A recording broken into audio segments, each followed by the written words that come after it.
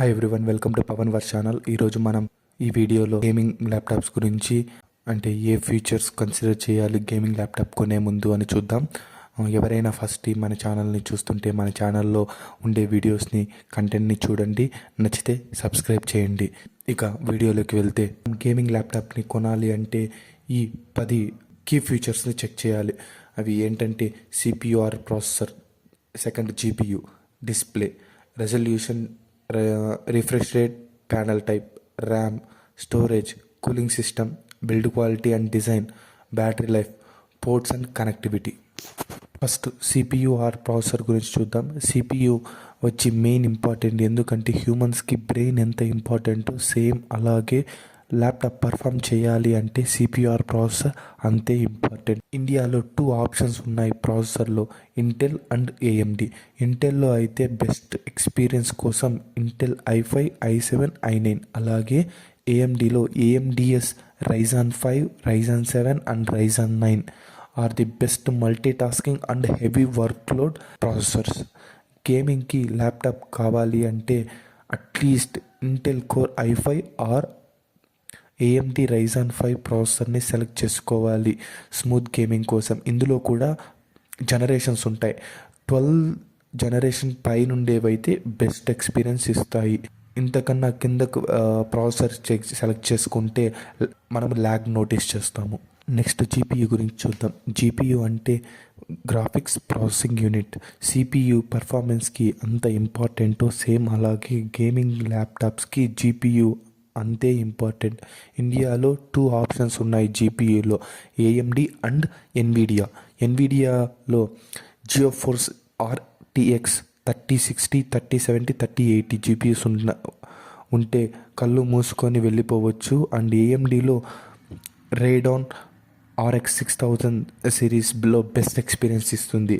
మనం ఇందులో ఏం కన్సిడర్ చేయాలి అంటే కొనేటప్పుడు 1080 పిక్సెల్కి ఆర్టీఎక్స్ 3060 మినిమం ఉండాలి. అలాగే 1040 పిక్సెల్ ఆర్ 4K డిస్ప్లేకి ఆర్టీఎక్స్ 3070 ఆర్ 3080ని సెలెక్ట్ చేసుకోవాలి. నెక్స్ట్ వచ్చేసరికి డిస్ప్లే. సిపియు అండ్ జీపీయూ అంత ఇంపార్టెంటో సేమ్ డిస్ప్లే కూడా క్రూషియల్ పార్ట్ గేమింగ్ ల్యాప్టాప్లో. ఎందుకు అంటే డిస్ప్లేతోనే మనం ఎక్స్పీరియన్స్ చేస్తాము కాబట్టి ఎంత మంచి డిస్ప్లే ఉంటుందో అంత బెటర్ ఎక్స్పీరియన్స్ ఉంటుంది. డిస్ప్లేలో 3 థింగ్స్ కన్సిడర్ చేయాలి: resolution, refresh rate and panel type.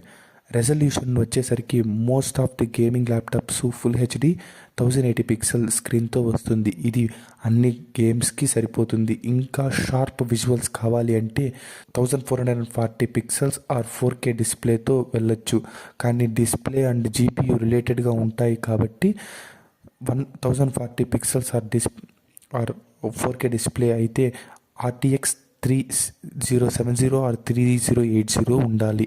Refresh rate ఎందుకు యూజ్ అవుతుంది అంటే స్మూత్ గేమింగ్ కోసం, అలాగే ఫాస్ట్ పేస్డ్ గేమింగ్ ఆడుతున్నప్పుడు యూజ్ అవుతుంది. ఇందులో 120 హెచ్ఎస్ ఆర్ 144 హెచ్ఎస్ రిఫ్రెష్ రేట్లో బెస్ట్ ఎక్స్పీరియన్స్ ఇస్తాయి. ప్యానల్ టైప్ ఎందుకు యూజ్ అవుతుందంటే కలర్ అక్యురసీలో యూజ్ అవుతుంది. ఇందులో మనకి చాలా ఆప్షన్స్ ఉంటాయి. ఓఎల్ఈడి స్క్రీన్స్ ప్రీమియం ఎక్స్పీరియన్స్ ఇస్తుంది. నెక్స్ట్ ర్యామ్ వచ్చేసరికి మల్టీ టాస్కింగ్లో బిగ్ రోల్ ప్లే చేస్తుంది అండ్ గేమింగ్ పర్ఫార్మెన్స్లో కూడా.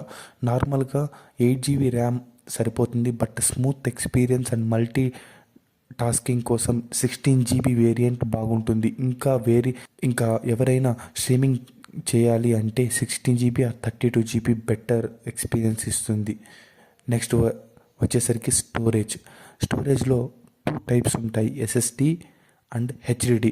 డిఫరెన్స్ చూడాలి అంటే చాలా టెక్నికల్ పార్ట్స్ ఉంటాయి. ఇప్పటివరకు అయితే ఎస్ఎస్డినే హెచ్డిడి కంటే బెటర్గా పర్ఫామ్ చేస్తుంది. ఎస్ఎస్డి వచ్చి లేటెస్ట్ టెక్నాలజీ కాబట్టి అండ్ ఫాస్ట్గా వర్క్ అవ్వడానికి ఎస్ఎస్డి యూజ్ అవుతుంది హెచ్డిడి కంటే. నెక్స్ట్ వచ్చేసరికి కూలింగ్ సిస్టమ్. గేమింగ్ ల్యాప్టాప్స్ మన నార్మల్గా హీట్ అవుతాయి కదా, అప్పుడు కూలింగ్ సిస్టమ్ యూజ్ అవుతుంది. ఇంకా హీట్ ఎక్కువ అయ్యే కొద్ది గేమింగ్లో ల్యాగ్స్ కనిపిస్తాయి. అలాగే ఇండియాలో కండిషన్లు కూడా హీట్గా ఉంటుంది కాబట్టి better cooling gives the better experience.